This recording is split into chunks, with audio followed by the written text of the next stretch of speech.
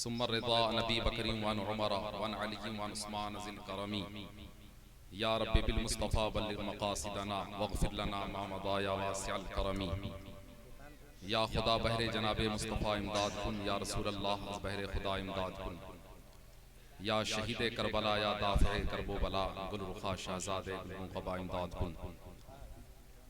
नहायत अदब व एहतराम कमाल अक़ीदत व मोहब्बत के साथ जनाब रसालत माब हुज़ूर अहमद मुज्तबा हज़रत मोहम्मद मुस्तफ़ा सल्लल्लाहु तआला अलैहि वसल्लम के जनाब मुक़द्दस में हदिया दुरूद व सलाम पेश करें। अल्लाहुम्मा सल्लि अला सय्यदिना मौलाना मुहम्मद मादिल जुद वल करम व आलिल किराम अल करीम मुबारक वसल्लम।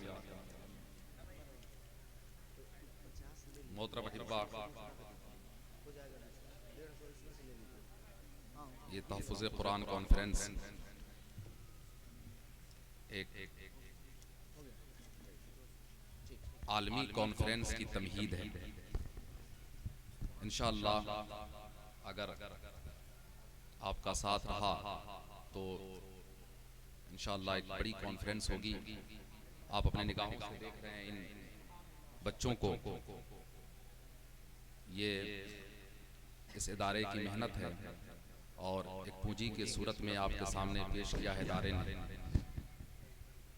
कुछ बच्चे तो इसमें तकमीले कुरान कर चुके हैं, इंशाअल्लाह कुछ बाकी हैं, तो आइंदा बड़े जलसे के मौके से उनकी दस्तारबंदी भी होगी और आप देखेंगे भी इंशाअल्लाह। और उम्मीद है कि आपका साथ रहेगा और ये अजीम इस बाब में एक इजाफा होगा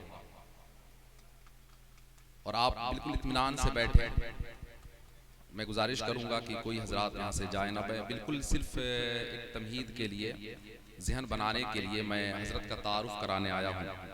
अभी खतीब अहले सुन्नत मुफक्किर इस्लाम जिनकी तकरीर मैं खुद बहुत पसंद करता हूँ और ज़माने तालिब इल्मी में भी मुझे याद है कि जब हमारे मदरसा मऊ में हमारे प्रिंसिपल साहब ने कहा था कि किसी मुक़र्रिर का इंतखाब करो और अपने यहाँ से बुलाओ, तो मैंने हज़रत को मदऊ किया था, मुफक्किर इस्लाम अल्लामा मज़हरुल क़ादरी साहब को बुला। बड़ी अच्छी खिताब इंशाअल्लाह आप सुनेंगे और आप इत्मीनान से बैठें और मैं चाहूँगा कि बहुत जल्द वो तशरीफ़ लाएँ कि आपको वो रोक सकें, आप इत्मीनान से आलमे बेदारी में उनका खिताब सुन सकें। और मेरे बाद इंशाअल्लाह शायर सुन्नत जो बड़े इनकलाबी हैसियत से इस वक्त हम लोग खुद भी पसंद कर रहे हैं, बड़े अच्छे अंदाज में, अल्लाह ताला ये उरूज में बाकी रखे और मुखलिस हैं और मुखलिसों का उरूज बहुत दिन तक बाकी, बहुत देर तक उनके हिस्से में कामयाबी रहती है। अल्लाह ताला इस इदारे को तरक्की अता फरमाए। बच्चों को देख रहे हैं तो आपको खुद महसूस हो रहा होगा कि बहुत सारे लोग तो ये हैं कि वो सोचते होंगे कि अल्लाह ताला हमारे नसीबे में भी ये दिन दिखाए कि हमारे बच्चों के सर पे भी दस्तार हो और ऐसे ही शहनशी हो स्टेज पर। और ये तहफ़्फ़ुज़ कुरान एक इस वक्त बहुत बड़ा फितना इस वक्त ज़मीन पर एक चल रहा है। मुर्तद आज़म, जिसको ज़मीन का सबसे बड़ा मुर्तद कहें, सबसे बड़ा काफिर अकबर, मैं समझता हूं कि उससे बड़ा जलील इस वक्त जमीन पर कोई दूसरा नहीं हो सकता, जिसने इतनी बड़ी जसारत की है, इतनी बड़ी जुर्रत की है कि अहले ईमान बेचैनी महसूस कर रहे हैं इस वक्त। 26 आयतों की बात करता है, यार ये कलाम रब्बानी है, ये कुरान ये कयामत तक रहने के लिए आया है, मिटने के लिए नहीं आया। और ये भूल जाएं और ये खुद हिफाजत फरमाएगा। मैं एक बात अक्सर कहता हूं कि मजहब इस्लाम के किसी कानून के लिए आपको फिक्रमंद होने की जरूरत नहीं है, आप अपनी जिम्मेदारी निभाएं। अल्लाह ने इसको नाजिल किया है, वो खुद ही इसकी हिफाजत फरमाएगा। बेशक। अरे ये क्या कम बड़ी बात है कि उस परदूद ने इतनी बड़ी जुर्रत कर ली, वो नहीं जानता है अबाबिलों का लश्कर आज भी आ सकता है। यार काबतुल्लाह की हिफाजत जब अल्लाह अबाबिलों का लश्कर भेज के कर रहा है तो काबा से अफजल है कुरान मुकद्दस, काबतुल्लाह से अफजल है, इसलिए कि ये सिफत रब्बानी है, अल्लाह की सिफत है और जैसे उसकी जात बेमिसाल है उसके सिफात भी बेमिसाल। आपको तारीख याद है ना काबतुल्लाह पे भी गलत इरादे से यमन का एक बहुत बड़ा अपने आप को जालिम और जाबिर कहने वाला एक बादशाह काबे को ढाने के लिए आया था, लेकिन उसके साथ क्या हश्र हुआ जरा मैं याद दहानी फिर करा दूं कि हुजूर सल्लल्लाहु अलैहि वसल्लम इस दुनिया में जलवगर होने से सिर्फ 55 दिन पहले का वाकया है। कितने दिन? सिर्फ 55 दिन पहले का वाकया है। वो अब्रहा नाम का एक शख्स यमन का रहने वाला था, उसने काबे के मुकाबले में अपने यहाँ एक घर बनाया, एक घर की तामीर की कि लोग दुनिया से काबे का तवाफ करने और काबे की ज़ियारत करने ना आए, मेरे घर को देखने आए। लेकिन ऐसा हुआ नहीं। अब वो गुस्से में हाथियों का फौज लेकर चला था कि काबे को हमेशा के लिए खत्म कर दिया जाए माज़अल्लाह। आप देखें कि उसकी हिफाजत कैसे हो रही है। वो आया और आने के बाद हाजी जब मकाम अरफात से निकलते हैं, हाजी साहब लोग जानते होंगे, अरफात से मुज़दलिफा जब चलते हैं तो बीच में एक पहाड़ी है वादी महस्सर, जहाँ इमाम अहले सुन्नत ने लिखा है कि वहाँ पे ठहरना नहीं चाहिए क्योंकि वहाँ अल्लाह का अजाब नाजिल हो चुका है। वादी महस्सर में वो क़याम किया और हुजूर इस दुनिया में जलवगर होने वाले थे, सिर्फ 55 दिन बाकी था। और उस वक्त काबे के मुतवल्ली, काबे के प्रेसिडेंट, सरकार के दादा सैयदना अब्दुल मुत्तलिब रज़ियल्लाहु ताला। अब्रहा आया और आने के बाद सबसे पहले उसने ये सरकशी की कि कुरैश के बड़े बड़े लोगों के जानवर जो चरागाह में गए थे उनके ऊंटों को गिरफ्तार कर ले गया कि वो लोग आएंगे फिर बात तय हो जाएगी। हजरत अब्दुल मुत्तलिब के भी ऊंट पकड़ ले गया। हजरत अब्दुल मुत्तलिब जब तशरीफ ले गए तो वो तख्त पर बैठा हुआ था। जब हजरत को देखा तो घबरा के खड़ा हो गया। बाद में उसके एक एलची ने पूछा था कि यार तुम डर क्यों गए अब्दुल मुत्तलिब को देखकर? तो उसका बयान था कि जब वो शख्स आ रहा था तो उसके पेशानी से एक नूर की शुआ निकल रही थी जो मेरे तरफ लपक रही थी, ऐसा लग रहा था कि मुझे अपने अंदर वो डर के खड़ा हो गया। अल्लाहु अकबर, अल्लाहु अकबर, या रसूल अल्लाह, या रसूल अल्लाह, अल्लाहु अकबर। वो डर के खड़ा हो गया। हजरत अब्दुल मुत्तलिब पहुंचे, जरा गौर से सुनिएगा। हजरत अब्दुल मुत्तलिब पहुंचे तो हजरत अब्दुल मुत्तलिब से पूछा कि कहें किस लिए आना हुआ। हजरत ने फरमाया कि मेरे ऊंट लेकर आए हो, मेरे ऊंटों को वापस कर दो। अब्रहा ने कहा कि अब्दुल मुत्तलिब तुम काबे के मुतवल्ली हो, काबे के प्रेसिडेंट हो, तुम तो बड़े ज़हीन मालूम होते थे, तुम्हारे ज़हानत के चर्चे हैं दुनिया में, मैं तुम्हारे काबे को ढाने की बातें कर रहा हूं, तुम्हें ऊंटों की फिक्र सता रही है। जवाब सुनिएगा जरा। हजरत अब्दुल मुत्तलिब सरकार के दादा हैं और हुजूर अभी जलवगर नहीं हुए हैं, लेकिन उनकी बरकतें आ चुकी हैं। 55 दिन बाकी है सरकार की जलवगरी होने को। हजरत अब्दुल मुत्तलिब ने कहा अब्रहा ये ऊंट हमारे हैं, हमें वापस कर दे और काबा जिसका है वो बचा लेगा। सुभान अल्लाह, सुभान अल्लाह। सुना ना, अब्रहा सुना तो तिल मिला गया। कहा काबा किसका है, कौन बचाएगा? कहा कि ऊंट हमें वापस कर दे और काबा जिसका है वो बचा लेगा। और ये कह के हजरत अब्दुल मुत्तलिब चले हैं और काबे का गिलाफ पकड़ के हिलाए हैं। कहते हैं या अल्लाह तेरे नाम पे हमने जालिम को चैलेंज कर दिया है, तेरे अजमतों पे हमने जालिम को आंखें दिखा दिया है, अब अपने घर की हिफाजत कर ले उस जालिम से। जैसे अब्रहा हाथियों का लश्कर लेके बढ़ा है, अल्लाह ने अबाबीलों का फौज भेज दी और उनके परों में कंकरियां थी। एक कंकरी एक फौज को लगती और धस के वो जमीन में चला जाता। इसी के बारे में अलम तरा कैफ फअल रब्बुका बिअस्हाबिल फील का नुज़ूल हुआ है ना। तो अल्लाह पर ईमान हो तो अल्लाह खुद हिफाजत फरमाएगा। और मैं बता दूं ये मजहब मिटने के लिए नहीं आया है यार, ये मजहब रहने के लिए आया है। इसके कानून भी और कलाम रब्बानी कुरान मुकद्दस ये मिटने के लिए, फना होने के लिए नहीं है। कुरान तो वो कुरान है कि अपने पढ़ने वाले, अपने मानने वाले, अपने ऊपर अमल करने वाले का साथ यहाँ भी देता है और कब्र में जब जाएगा बंदे मोमिन तो सरकार फरमाते हैं ये कुरान भी दाखिल हो जाएगा। और जब नकीरैन आएंगे ये कुरान खड़ा हो जाएगा और कहेगा कि दुनिया में इसने हमें नहीं छोड़ा था, आज हम इसका साथ छोड़ेंगे। सरकार फरमाते हैं पुल सिरात पे भी ये साथी रहेगा, मीजान पे भी साथ रहेगा, अपने साथ जन्नतुल फिरदौस में लेकर जाएगा।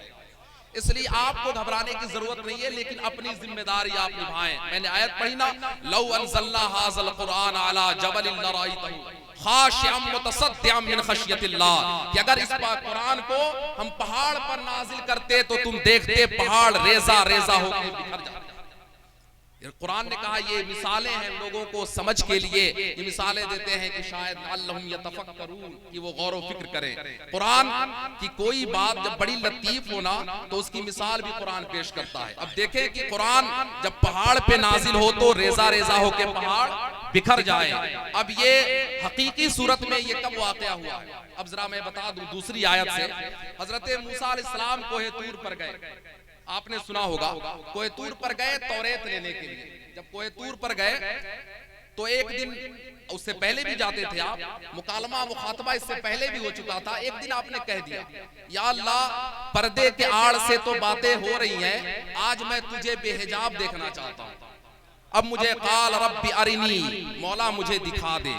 जवाब मिला लन तरानी, मूसा नहीं देख सकते हो। हजरत मूसा जिद पर आ गए, कहे कि नहीं रब्बी अरिनी, मौला तुझे देखूंगा, बेहिजाब देखूंगा। जवाब मिला लन तरानी, मूसा नहीं देख सकते हो।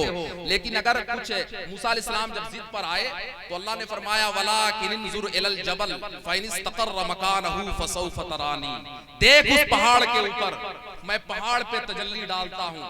अगर पहाड़ रुक जाए, अपनी जगह पे बर्दाश्त कर ले, तो तुम भी सोचना कि हमें देख पाओगे। फसौफ तरानी, तो शायद कि तुम देख पाओ। जब अल्लाह ने अपनी तजल्ली नाजिल फरमाई पहाड़ पे, तो पहाड़ रेजा रेजा होके बिखर गया। वखर्र मूसा सैक़ा, हजरत मूसा बेहोश होके गिर पड़े। अब बताएं कि ये कुरान पहाड़ पे नाजिल हो तो हजरत मूसा ताब ना ला सके, वो भी डायरेक्ट हजरत मूसा को जलवा नहीं दिखाया गया, पहाड़ पे जलवा नाजिल, वो भी अल्लाह के साथ की तजल्ली नहीं, अल्लाह के सिफात की तजल्ली थी। वो पहाड़ पे नाजिल हो तो हजरत मूसा गश खा के गिर पड़े।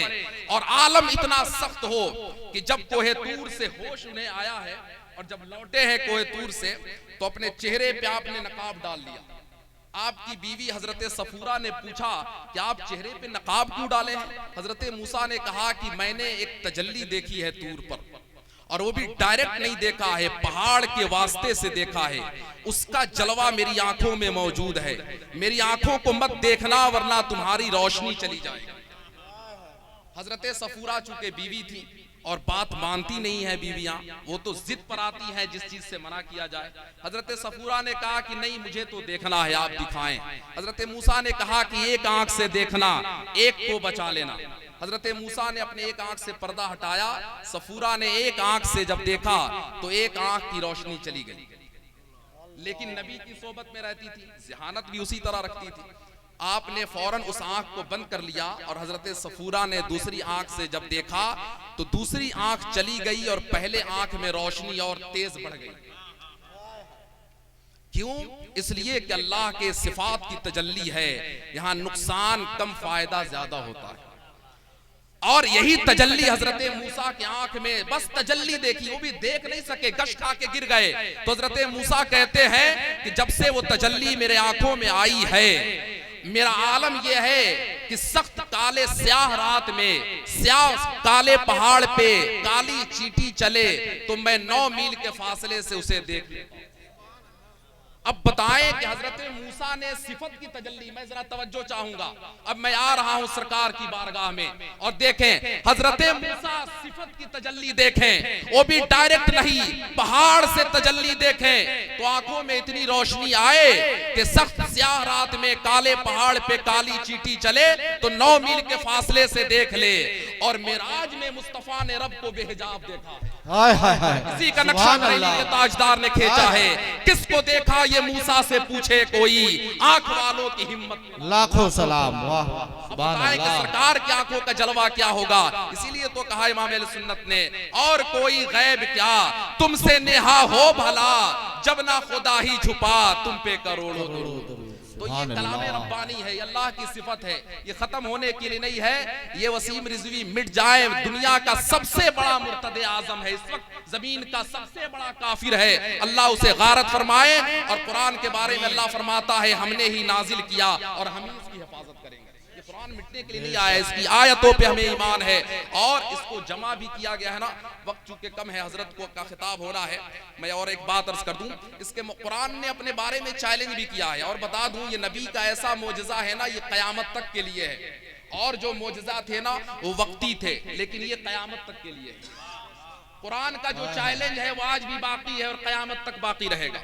कुरान ने 3 स्टेप में 3 मकाम में चैलेंज किया है।